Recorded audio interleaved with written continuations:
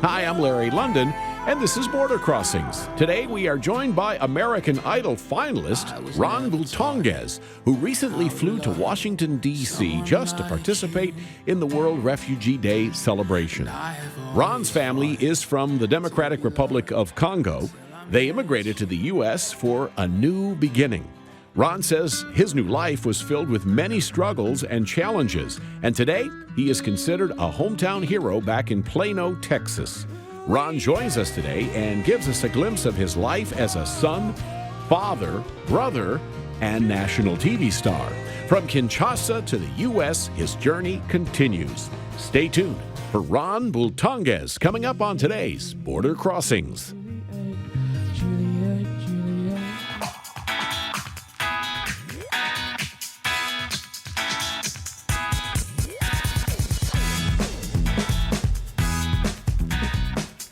Hi, I'm Larry London, and welcome to Border Crossings. We have a very special program for you today in celebration of World Refugee Day. We'd like to welcome to our studios and to Washington, D.C., an artist who gained acclaim by appearing on a very popular TV show in the United States called American Idol.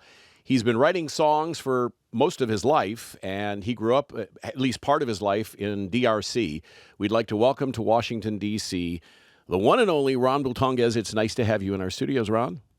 Thank you so much. Thank you for having me. This is sorry, I was just... You're texting and tweeting as we talk. I'm not being rude and texting.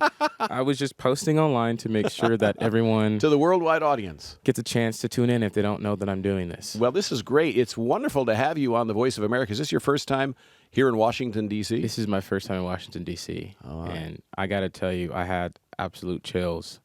I get chills right now just thinking about it, just flying down here and seeing... the White House and just seeing all this stuff, which just gave me chills, and it was surreal to be here.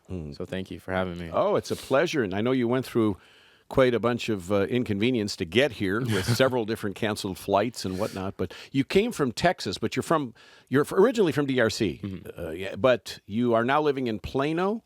Yeah, I was originally born in DRC, and as some folks know, there's been a lot of craziness going on out there, and so I, just long story short, just like a lot of families and folks do, ended up finding refuge in America when I was almost 10 years old, and then I grew up a lot of my life in Plano, Texas. But once the music thing started happening, I just kind of... Wherever I'm at the time, that's kind of wherever it takes you. Exactly. And it did take you to Los Angeles. You were in Hollywood for a while, appearing on television for American Idol. You did very, very well. Thank you. And you were one of the very popular contestants on the show and got rave reviews from Lionel Richie, which is in and of itself a tremendous honor. And then Katy Perry and Luke Bryan. Yeah. Must have been surreal. When you're in your bedroom and you're finally picking up the guitar and you're learning, if someone would have walked into my bedroom when I was kind of learning, and they're like, "You're going to meet Lionel Richie one day," I'd been like, sure. And so, it actually started for me in New York City at Madison Square Garden, which, that was the second time I ever made it to New York. The first time was whenever I got to America. So I was like, wow, what two extreme reasons to be in New York City. But that's amazing. It's fitting. Not many artists can say they've got fans who happen to be Katy Perry and Lionel Richie and Luke Bryan. Yeah. And you do. No, and just being on the show, too, different people in the industry tuned in. I remember there was Good Morning America with Michael Strahan and Scotty McCreery, who was one of the winners. I think he won. Yeah. He was country singer. He's been on this show before, yeah. And oh, that's so cool. Yeah. And Michael Strahan was I was a huge football fan of his, so that was just really cool to know he was involved in a conversation that had to do with me, and that was cool. But he was like, Scotty, who was your favorite? He was like, that Ron Bultongez. I was like, whoa. Someone texted me, they're like, Scotty McCreery is talking about you on, Good Morning America right now, and I just blew my mind. And he was basically just said all these really nice things about me, and as I was performing during the season, I got a tweet from Philip Phillips. Another winner from the Idol show. Yeah, and he said that I did great on his song. And so just getting confirmation, affirmation, or whichever the proper word is. Mm-hmm. Sorry, I didn't grow up speaking English, but whichever the proper word is for these songs that I performed it was really cool, you know. Well, you're articulate in English. You speak English very well, fluently, and you speak other languages, Swahili and some other languages. I want to first off give a shout out to my Plano ISD ESL teacher. Oh, go right ahead. Miss Lopez. She's the reason why She deserves it. Miss Lopez. She taught me English, you know. Whoop, whoop, whoop. She's the reason why I learned to speak English. And but yeah, I don't know. It's I grew up speaking French primarily. Right. And so that's like my bread and butter, you know. And but Swahili and Lingala I usually understand whenever I'm in trouble. That's that's when I most understand those languages. And you had mentioned that you idolized a football player, and there's good reason, because I guess you grew up wanting to be a football player, and you were an awesome quarterback. Yeah. Okay. Well, that's true. I grew up playing football. Like, I actually started in 7th grade, because from, being in Kinshasa, that's everyone lives and breathes soccer or football, right? And so that was like my thing. When I came here, when I was old enough to play school sports, I played soccer, and I was just like, man, these American kids suck at soccer. Like, it was just so much fun for me, you know? And then I found out about football and that challenge. I was like, ooh, like, this is, I love a good challenge and something that, pushes me to be better. And so I started playing football, and I was awful. And I started out on B team. Wow. And in Texas, football is not, it's pretty serious football. Oh, yeah. And I played football. I played in high school. I ended up becoming a quarterback, which was my dream. And I started getting looks from different colleges. And I went on to play college football. And amazing. And then just the toll that it was taking on my body. My foster mother would always be like, you don't have to play. She didn't want me to play football because it was just so unsafe. I don't think many parents want their kids to play. It's a dangerous sport. She's like, you could sing. I was like, I'm not a singer. I mean, this is college, mind you. This is college at this point. I'm like, I'm not a singer. Like, that's not. I'm a football player. Right. Like, I'm gonna be next Michael Vick. Like, that's But I didn't really know that I could sing, and it's not something I've been doing my whole life or wanted to do or anything. And I was like, I'm not a singer. It's not for me. It's funny how life works out. And that's I feel like I didn't really choose music. I feel more so like I was chosen to do this, and so that's how that rolled out for me. We've got Ron Bultongez in our studios. A very interesting story from this young man who has achieved so much in a very short amount of time. But we're thrilled to have you in our studios. Would you do a song for us? Yeah, sure. I would. I'd love to. And how old are you? I am now 23 years old. Just 23. Wow. I like the way you worded that. All right.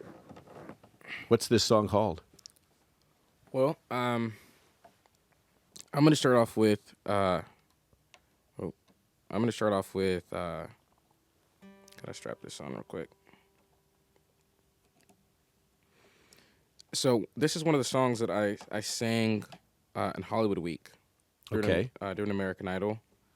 And it's called When You Love Someone. And basically, because of my dynamics growing up, I grew up in a pretty, it was the dynamics at home for me were not the most healthy for a child. And so this song basically, it helps children and helps people understand that sometimes things like divorce or family issues, sometimes it happens, and too often children feel like it's their fault.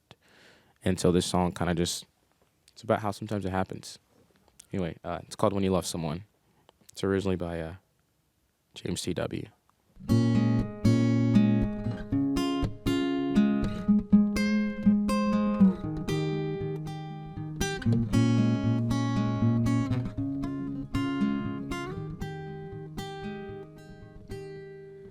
Come home early after class. Don't be hanging around the back of the schoolyard.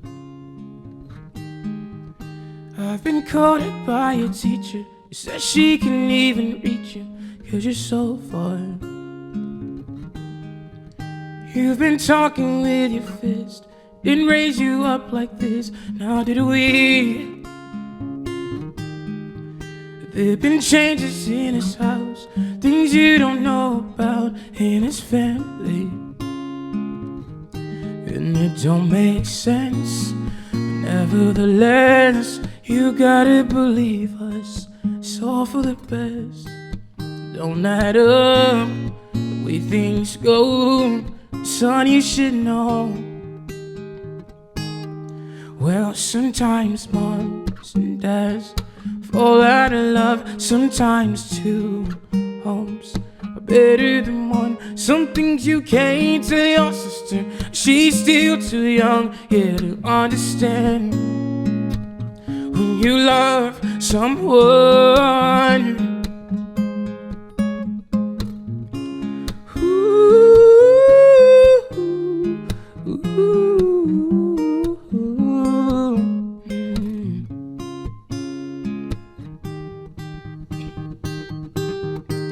there ain't no one here to blame, and nothing's gonna change with your old friends. And your room will stay the same, 'cause you'll only be waiting on the weekends. And it don't make sense, but nevertheless, you gotta believe us, it's all for the best. And it don't add up the way things go, we'll always love you, no matter what. Well, sometimes moms and dads fall out of love, sometimes two homes are better than one. Some things you can't tell your sister, she's still too young to understand. When you love some,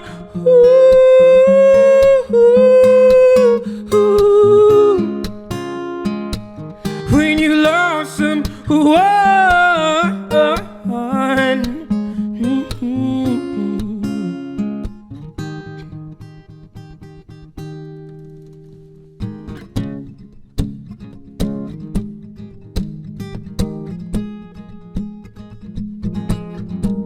when you love someone, when you love someone, when you love, when you love someone,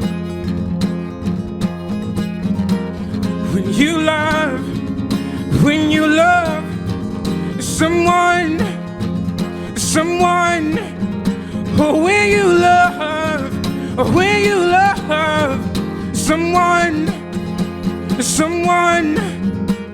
Come home early after class, don't be hanging around the back of the schoolyard.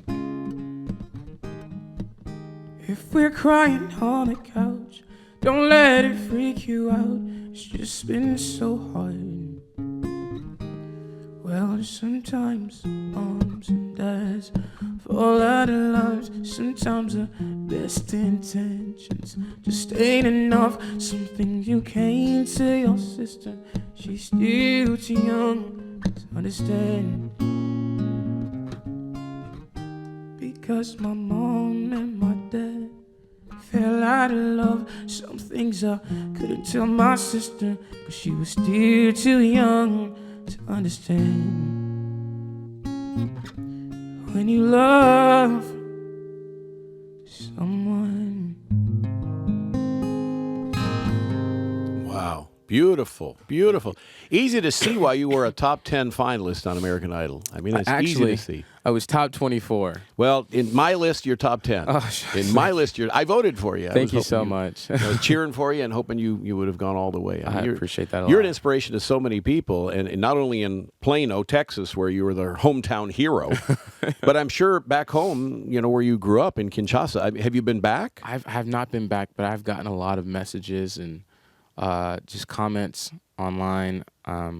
Just kind of feeling like a lot of the people there are feeling like kind of like their champ a little bit, and that's just been a surreal, because that's a very musical place, and there are so many people who would do so many things to be in my position, and so I feel like they kind of get to live that through me, and so it's awesome because I feel like I'm not just doing this for me. It's so much bigger than me. So Has it been a big adjustment moving from DRC to the United States? I mean, getting here in and of itself, a lot of people are trying to get to America, and you made it. You got here. Yeah.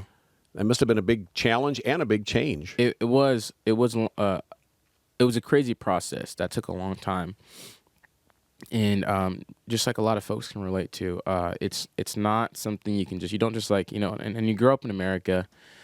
Most times you just got to get your passport and book your flight,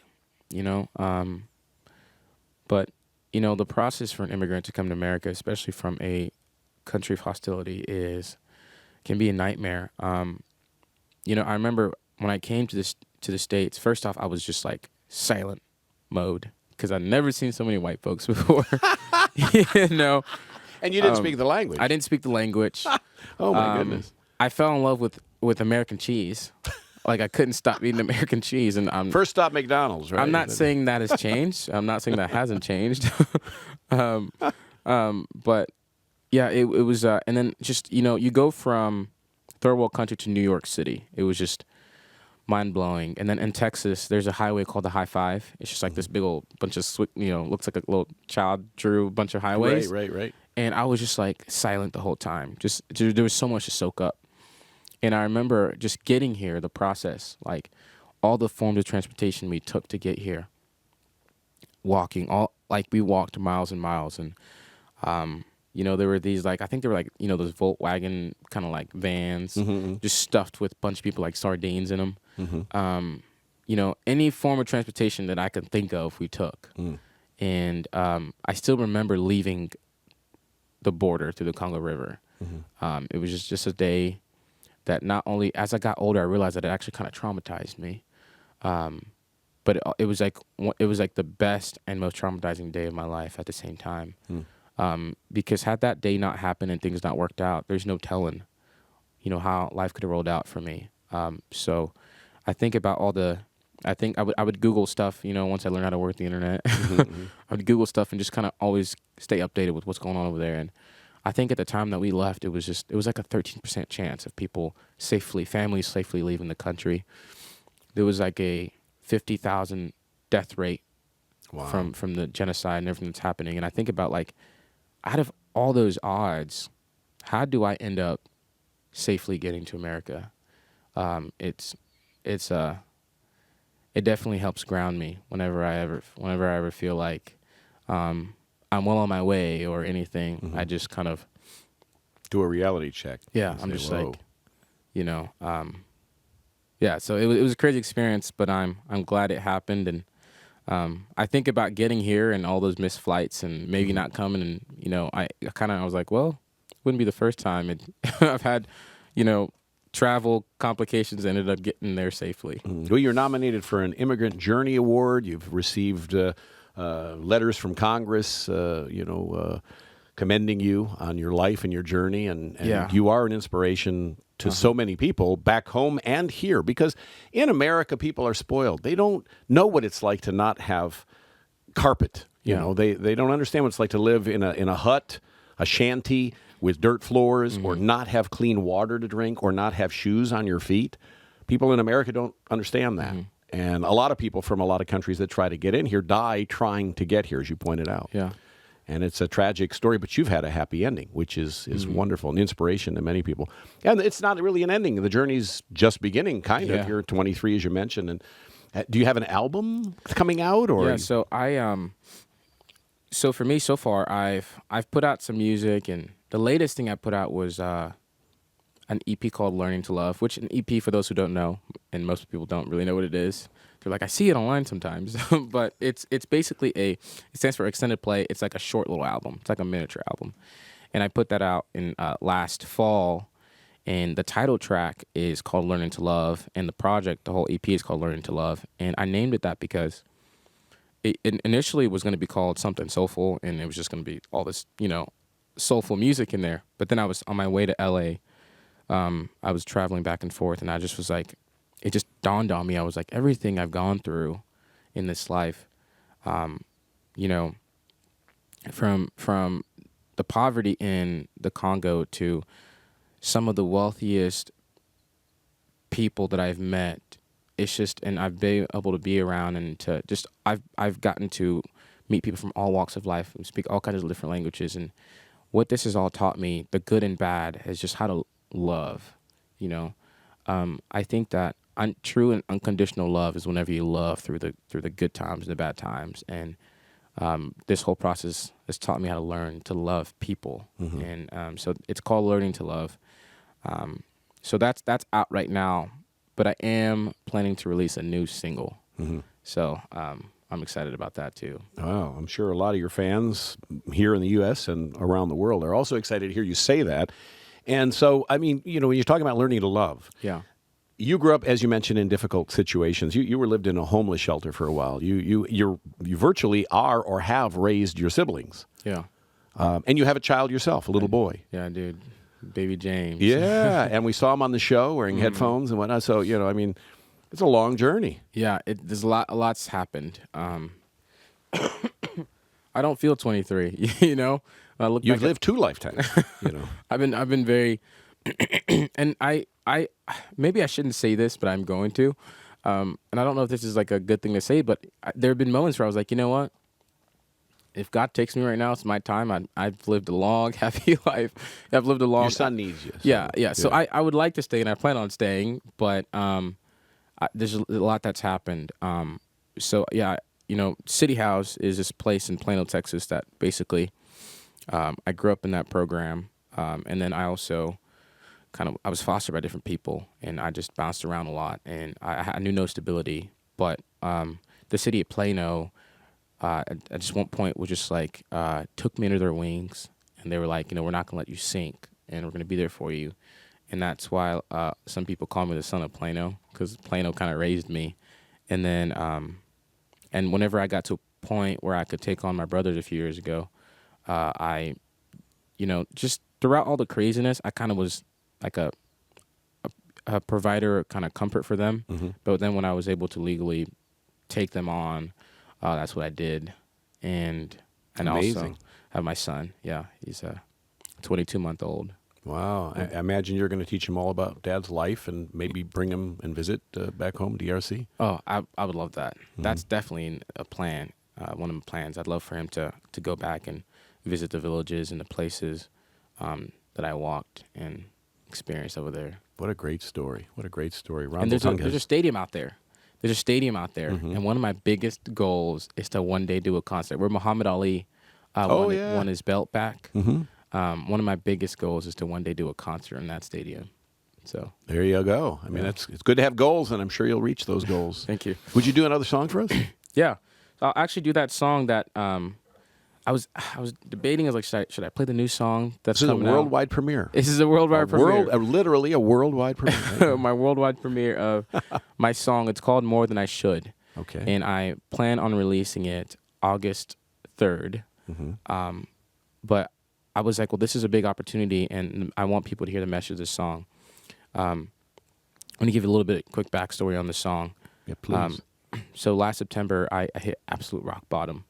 You know, it was a combination of so many things, from Idol to becoming a single dad at a young age, and my brothers, and, you know, everything. And then there was a lot of things that as I get older, I realized, like, traumatizing things that happened overseas and in my childhood that I didn't deal with because, you know, a lot of cultures, and this isn't okay, a lot of cultures kind of teach you that mental health is not a real thing. And you can think it away if you're just feeling sad, and you can think it away. And I used to kind of, because that's my culture, I didn't realize that was a real thing until it happens to you and you experience it firsthand. So I'm just on this mission to kind of help eradicate that stigma, because it's a real thing and people need to be treated for it, or they need to find coping things that work for them. And so when I was at this hospital, we were in group therapy, and I kind of was embarrassed because every time the therapist would ask me, like, so what do you do when this happens? I was like, I just play guitar, to like all her questions. And she was like, I think you might have an unhealthy obsession with music.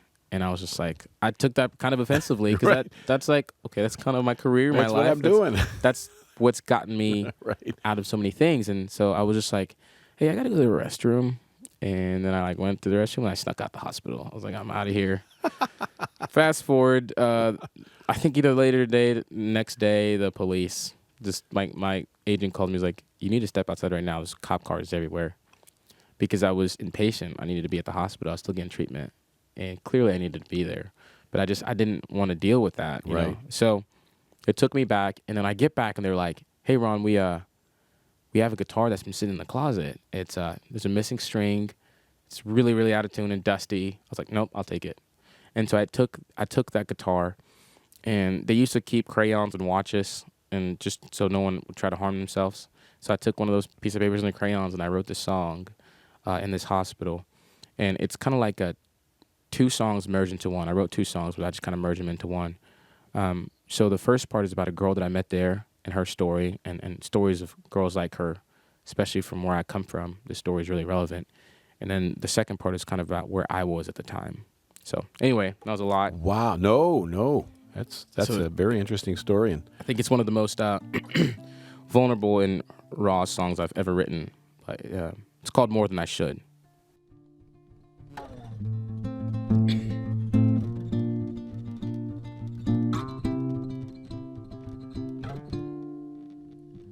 You were barely a teen when your father did things no man should ever do.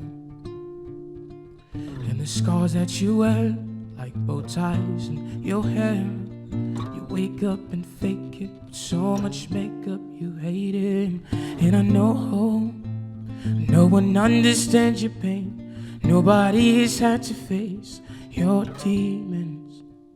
And yes, I know, but when you listen up real close, underneath the songs you sing, you're screaming.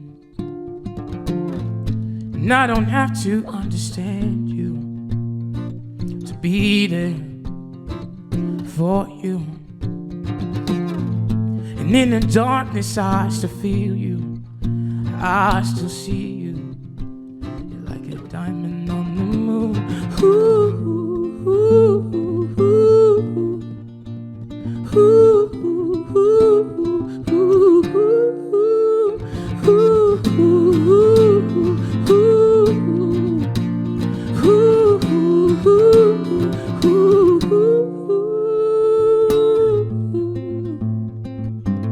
That's the part about her, and this is about where I was at the time.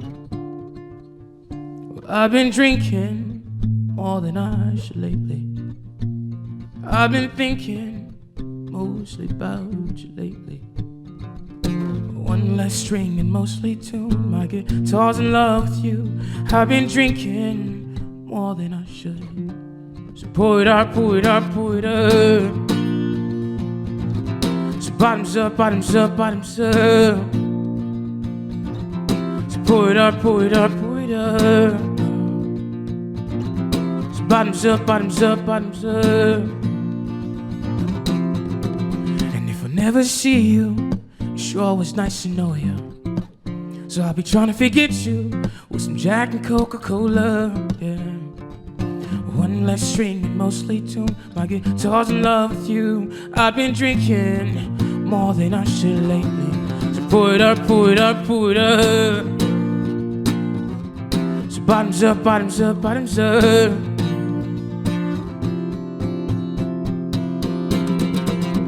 Well, I've been drinking more than I should lately, and I've been thinking mostly about you lately. One less string and mostly tune. My guitar's in love with you. I've been drinking more than I should. So pour it up, pour it up, pour it up. So bottoms up, bottoms up, bottoms up. So pour it up, pour it up, pour it up. So bottoms up, bottoms up, bottoms up. I've been drinking more than I should lately.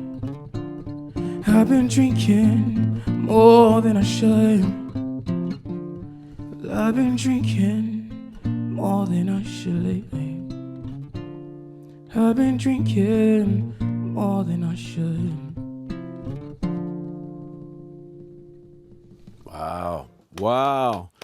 Woo, Thank you so woo, much. woo, woo. That's Thank you. awesome. Ron Yeah, Bultongez, wow, that beautiful. I like it. I I get mean, it's lost a in that sad song. story. Yeah. But I love your voice, and I know that they are sincere and heartfelt lyrics, and probably painful to write, I'm sure. And to sing sometimes. Yeah. When I revisit that place, I'm just like, ugh. Takes you back to a difficult time. But I'm in a much better place mentally, physically, emotionally, spiritually, everything. So That's great. And a lot of people like yourselves use the fame and the platform to help people become aware of mental health issues Yeah. and how to deal with them and how to overcome them. And the first part of that process is probably acceptance. yeah, You know, because other cultures, as you say, tend to ignore or push it under the carpet. And Right. So, you know, good on you to have come as far as you have and done so well. And you're a self-made man. You're a self-made musician. You taught yourself to play the guitar, I read. I did. You Yeah. taught yourself how to do all this. You had no help. In fact, getting here to D.C., that came out of your own wallet. I would say that I've definitely, I haven't been as privileged as a lot of folks, but I definitely have had a lot of support.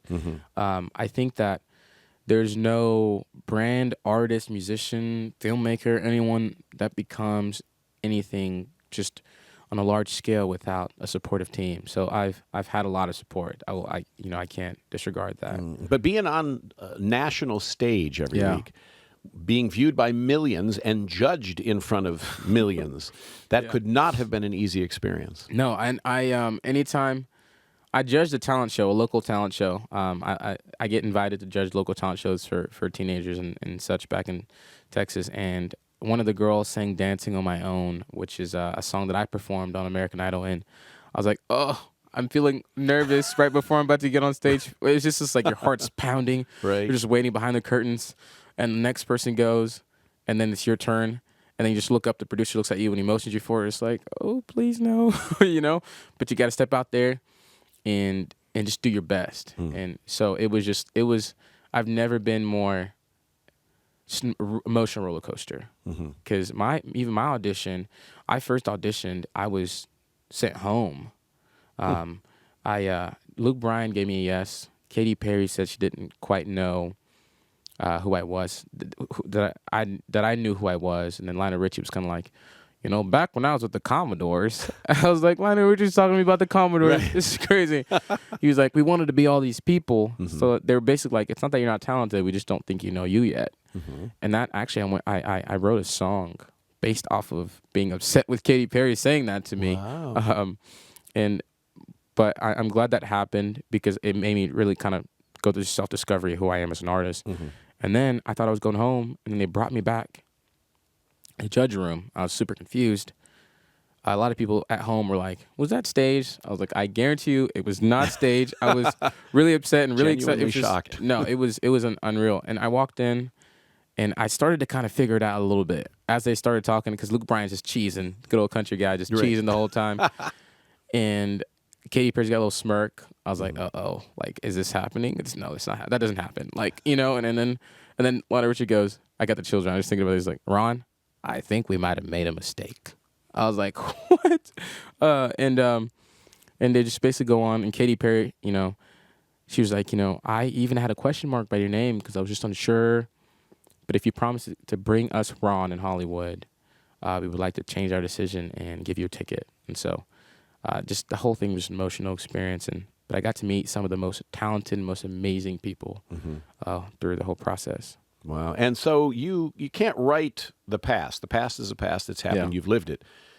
If you could write the future, what would be the next chapter for Ron Bultongez? Well, man, there's a lot of things I want to do.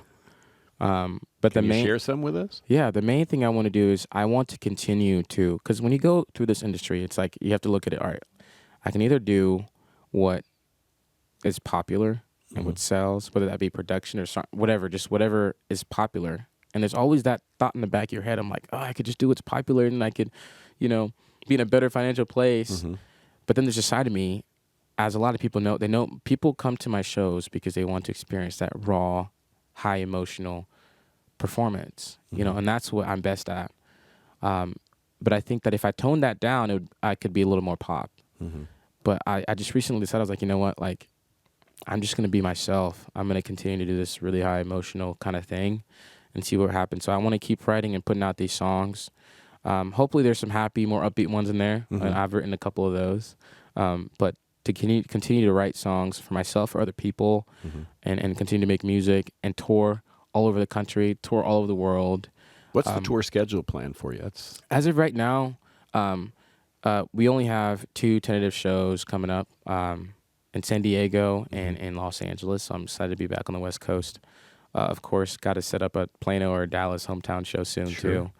But and a tour in Africa. I mean, absolutely. But one thing I wanted to mention, I think for me personally, above the music, if you were to ask me why is Ron Bultongez put on this earth, I think it's to remind people they're not alone, to love people unconditionally, and to just be I want to be a symbol of hope for people, that can look at like the obstacles and things I went through and kind of gives them the power to like, if he can go through that, I can go through this.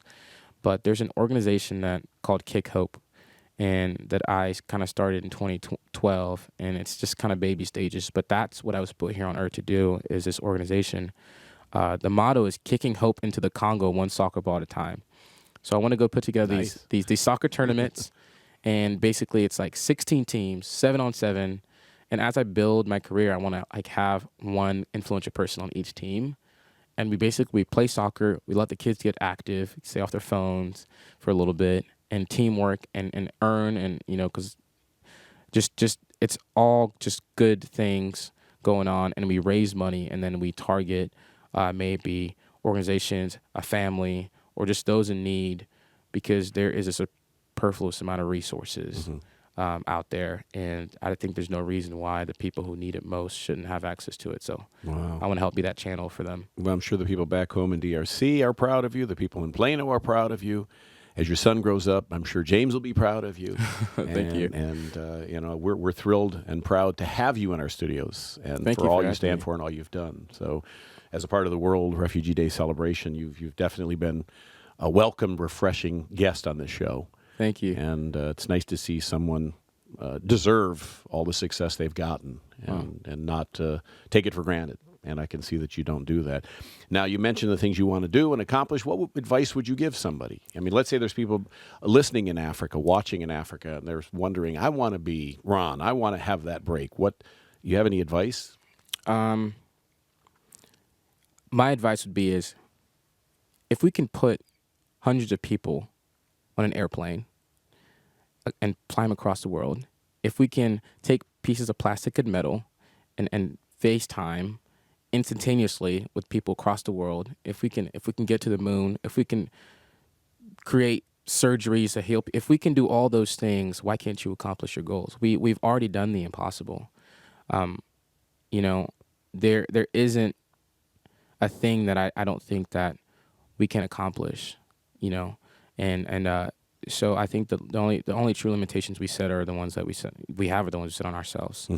And I was a kid who didn't see any of this coming, and you never know what life has in store for you. So I would just say, find something that keeps you in the middle.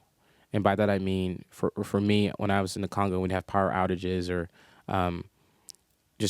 electricity wasn't like it is in America. So we had our milk we'd have powdered milk, and we'd mix it with water. And so that's how I drink my milk still. Whenever I take a scoop of the powder and I mix it with the water and I taste it, it puts me back in the middle. Reminds you of home. So regardless of what happens positively or how extreme it gets negatively, find things that put you in the middle while you're dreaming all the way up here. So that would be my advice. That's great. That's great advice. I'm going to try some powdered milk when we finish the show. Oh, yeah. Nestle. It's called Nido. And, wow, what a pleasure it is to have you here. And, since you speak several languages, I want to give you a chance to say hello to some friends in French and in Swahili and in the different, dialects you speak. So, because they're tuned in around the world. We have an audience in 100 countries around the world. Yeah, okay. I only feel confident enough to do French. Okay, Is that all right? Okay. Sure. Donc, je connais pas comment commencer. Bonjour à tout le monde. Je m'appelle. I always say Ronnie when I'm speaking in French. It happens. Tell them to buy the CD. That's what you need to say in French. Buy the CD. Merci beaucoup pour tous les gens qui ont été l'entendre maintenant. And merci. Merci beaucoup. Now, when will the new album come out? Do you have a target date that you're thinking about? The single itself. That's the August single. Yeah, August. Yep. And I don't know if I think I'm just gonna focus on doing multiple singles for now, until there comes a point where people are just like, Ron, if the fans are like, we're gonna strangle you if you don't put out an album, then I'll start working on the album. But for now, I just want to take these little pieces of myself and my past, and just put them in singles and just kind of do that for now. And where can people find you on the internet, social media? Where does Ron Bultongez live? Usually I say, like, if you guys want to follow me, I turn around and I say, this is what my back looks like. Follow my back. You're on social media, I'm sure, I am on right? social media. Okay. It's at Ron Bultongez. I've got a unique enough last name where it's Can you spell it for Yeah, it's I know that first name is just really, really difficult to spell. Right. The first one, R-O-N, yeah. Yeah, R-O-N. But the last name is Bultongez. It's actually Bultongez en français, but adjusted it so people are gonna, and people still mess The it up. English pronunciation. Yeah. It's Bultongez. So Ron Bultongez, and the music is on just about every platform that you can think of. I know that I got to promote, like, go buy my music, but I'm like, hey, go listen to it for free on YouTube. Just wherever you can get your hands on it. I want these songs to be a positive thing for people's lives. Can we beg you for one more song? I can do one more song for you. Oh, thank you. In exchange for Chipotle. Yeah. I'm going to do... And for those around the world who don't know, Chipotle is a Mexican restaurant here in the United States. Yeah, for those of you guys who don't know around the world, if you imagine what heaven tastes like or looks like, that's what Chipotle That's is. Chipotle, huh? Your heaven is Chipotle. I can't tell you how many times I've been to Chipotle. In queso heaven. Excuse me. So this is Learning to Love, the song that I told you about that I wrote on the plane. It's the first time I wrote a song without an instrument, but I just had to get it down. It's been my biggest song so far, and I love this song. First song to hit the radio for me, too, so that was really cool. Wow. So it's going to get a little bit loud. It's a loud song, but hope you enjoy it. Whoa, whoa,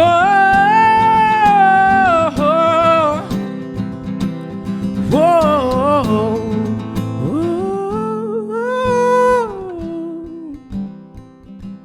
well, I was never taught how to love someone like you, and I have always fought to be loved till I met you. I'm just learning to love through the good and the bad, learning to love through the right and the wrong, learning to love you, it drives me insane, but I wouldn't want it any other way.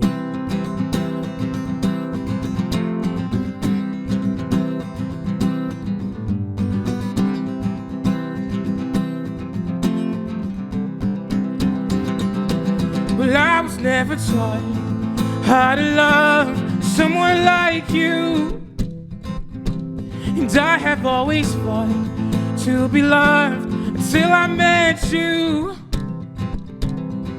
I'm just learning to love through the good and the bad, learning to love through the right and the wrong, 'cause learning to love you, it drives me insane, but I wouldn't want it any other way. Whoa, whoa, whoa, ooh. We will find a way to fill up these hearts, and I know things will change, but not how much I love you, or how I have felt from the start. just learning to love through the good and the bad. Learning to love through the right and the wrong. Just learning to love you, it drives me insane. I wouldn't want it any other way. Can I ask you for a favor? Sure. Is there any way I can teach you a little part of this song? Oh my goodness. You can teach me, but I'm not a very good student. Okay. I can do. I want you to sing a part of this song with me. We'll do a very talking way talking of doing part. it. Okay, good. Okay. I can talk.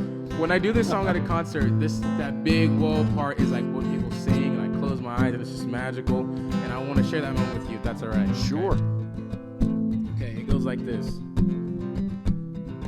It's like, whoa. That's the singing version, but this is a talking version. It might be comfortable for you. Yes. Okay. It goes like this. It's for all the men in the house. It goes like this. Whoa, oh, whoa, oh, oh, oh. That's it. Oh, Easy enough? really? That's talking? Whoa, a couple more times. Whoa, whoa. A little louder.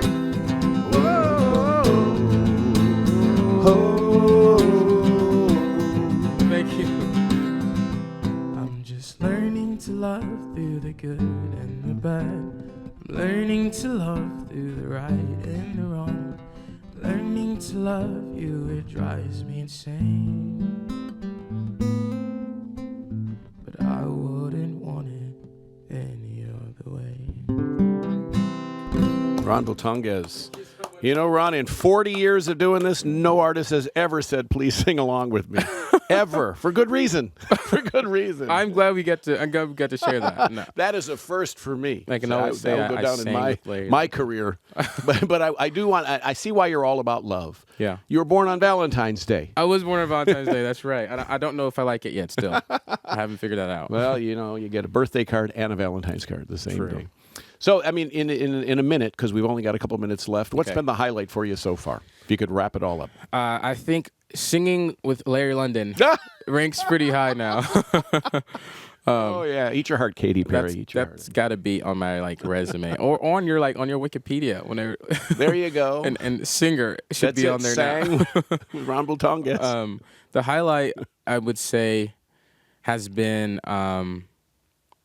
so whenever I'm not in the studio or if I'm not with my son, whenever I'm not, when I have the moments I have a little bit of free time, I like to fill that time up with visiting elementary schools and middle schools and stuff. And they invite me, and I bring my guitar, and I talk to the kids. I kind of adjust it if they're elementary, middle school, high school, and we talk about a lot of the things that, mental health or just different things or bullying that people aren't comfortable addressing. And we talk about it, we laugh about it, we play games, and I bring out my guitar and we sing songs.